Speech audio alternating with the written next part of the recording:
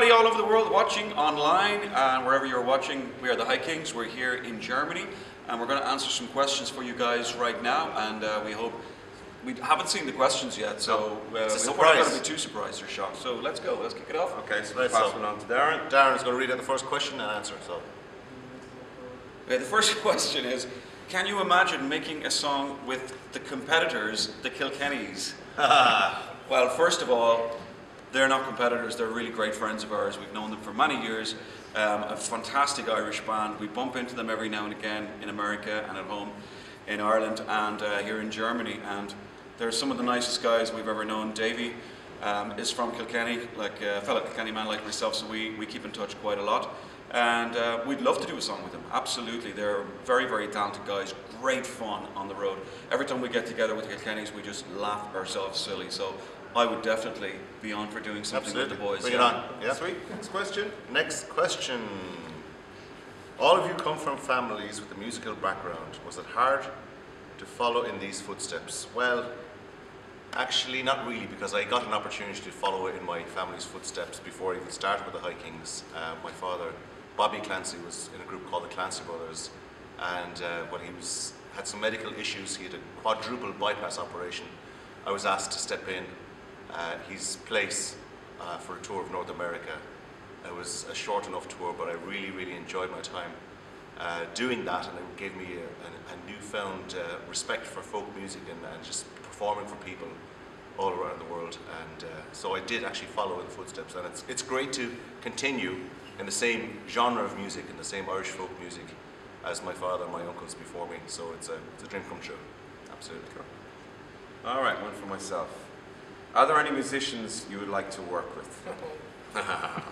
You keep your leg closed. Elvis, Paul McCartney. I didn't say anything. I think most of them. I think, yeah. I mean, Elvis would be sure to on top of the list, especially for most of us. A little bit impossible. Oh, yeah. Let's pick somebody alive, maybe. Okay, all right. Prince? Garth Brooks would definitely be one from. I was a huge fan in the 90s. There's actually, for some reasons, a lot of country artists in there, and there's a guy called Phil Vassar that we listened to when I was out in my Riverdance days. Sting, Coldplay, any of these boys would be unbelievable. We're trying to put a little sense of those kind of boys into our music, so yeah, that's one. Here we go. What have we got, Brian? There you go. Okay. What would you have done if you did not become a musician?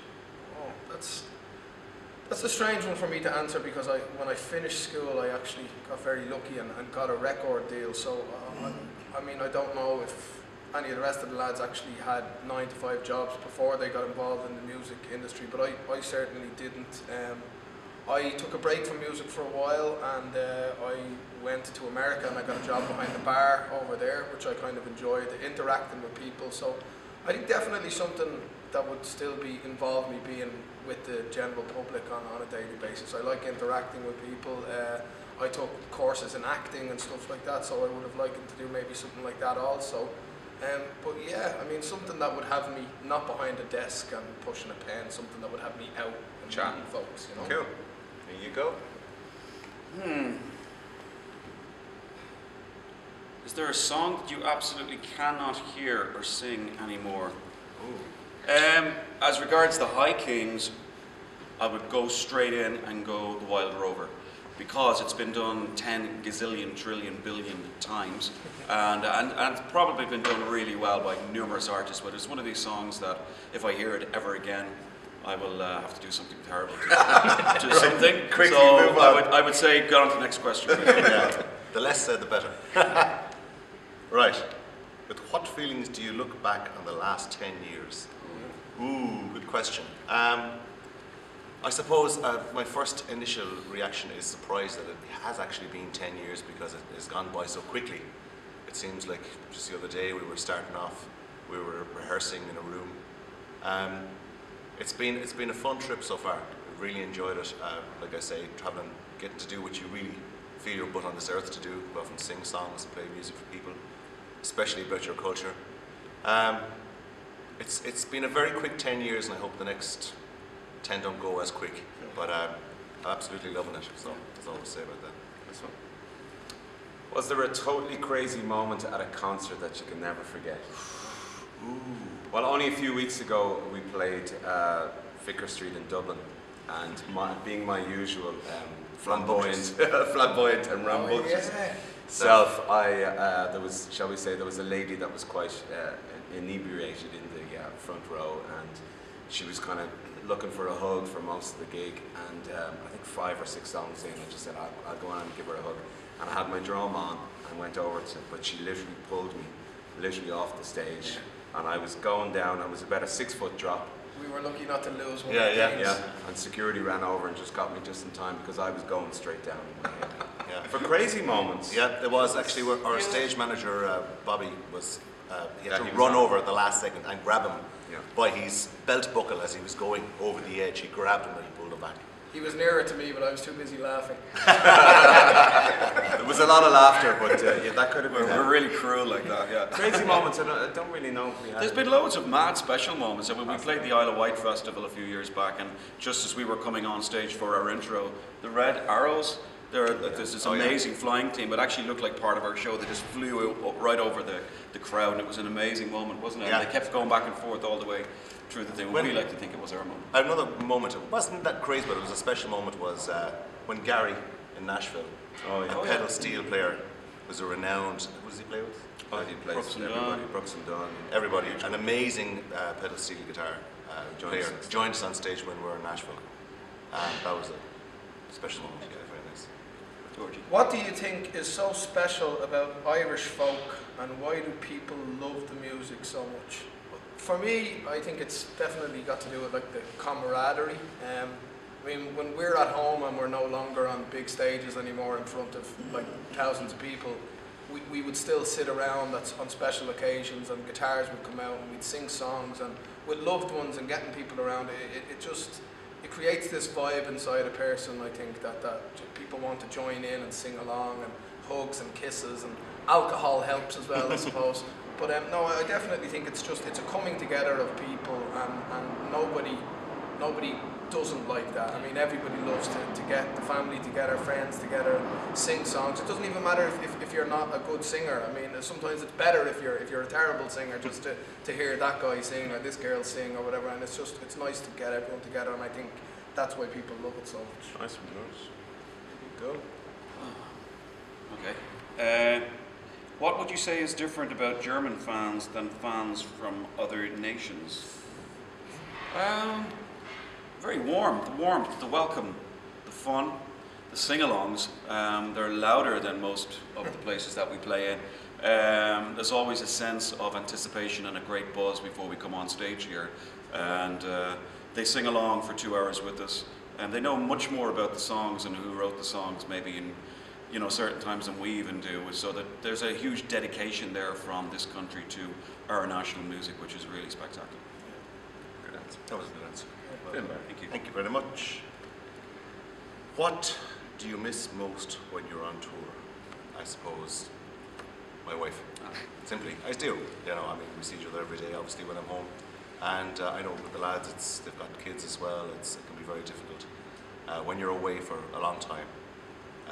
That's probably what I miss most. Just being around friends, family, and things like that. But Friends and family, but can I add Guinness? Oh, Guinness. Really miss Guinness. I suppose it's also, I missed probably 4 cousins' weddings, my younger sister's firstborn child, I missed the christening, things like that. You're away because it's your career, so you miss things like that also. Yeah. I missed the Coldplay concert. I missed the Coldplay concert. Do you have a guilty conscience when you are on tour and cannot be with your family? There you go.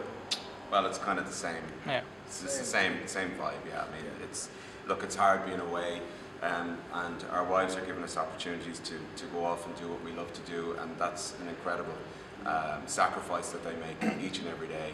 And you need understanding people, right? You can't. My wives are great. George. Where do you see yourself in the next 10 years? I mean, hopefully still doing what we love. I mean, I know for the guys it's already been 10 years. It hasn't been 10 years for me in this format, but it has been 10 years and more in music, and it's not something that I ever want to give up. It's a great buzz, and getting to see new crowds and getting to a new project, if you will, if that's the right word, with the HighKings here doing what we're doing is just is wonderful. So I hope in some way, shape or form I'm still performing, and I'm sure the lads are the same. Absolutely. We've one last question, so I think everybody can answer this one. So, which musicians affected you most in your career? Well, from a distance, probably Elvis Presley and the Beatles, as regards being a fan of them. As regards musicians, actually worked with musicians, I'd probably say Billy Joel. I was blessed to have some time with him and to learn from him. I was a huge fan of his growing up, and just to sit down at a piano with him and have him tell me little things and pointers was sort of my pinch me moment of my life, I think. Yeah. For me, it's funny, I think all of us have probably favourite bands when we were growing up that are completely a different genre of music than what we're playing now, across the board. But for me, again, the Beatles were such a big influence. Johnny Cash, Neil Young, Bob Dylan, all the classic stuff, really. And then people I've worked with, Clancy Brothers, obviously, a big influence, huge influence on the music. So yeah, that's it for me. And my own dad, Sean Dunphy, I suppose, went out on the road when I was a young teenager, and he kind of gave me all the little bit of ways how to sing and perform on stage. And in the late 90s then I joined Riverdance, myself and Darren joined Riverdance, and we had Bill Whelan teach us all about different types of mouth music that you would use in Irish folk music, which was a huge plus when we joined the HighKings. And yeah, got some really good insight into that. And yeah, I'm an 80s boy, so I listen to Debbie Gibson. Debbie Gibson. He loves Debbie Gibson. Next, the last time next, we played here in this venue, we actually wrote a song to Debbie Gibson. A large array of like records and stuff in the house growing up, because my father is also a singer and stuff. So everything from the 60s and 70s for me. I love the Kinks, I love the Beatles, the Rolling Stones, Led Zeppelin, Bob Dylan. But I suppose from people that I've actually had the opportunity to work with, Aslan, who are a really popular Irish rock band. Christy Dignam is just one of my favourite frontmen as a singer. The Dubliners, the Furies. Got the opportunity to share the stage with those guys, and they were the real heavyweights of our genre of music. So it's really nice that we're here now, all these years later, when a lot of these bands are kind of dead and gone. And while their music will never be forgotten, we're kind of keeping the genre alive, and it's a lovely mantle to be passed on to us, and we're all very proud, you know. I would just like to thank Stefan for this moment to answer your questions, and thank you for bringing them in. And we know that we're still doing things right, and our music is good, and this is a great website, so keep coming back and checking it out.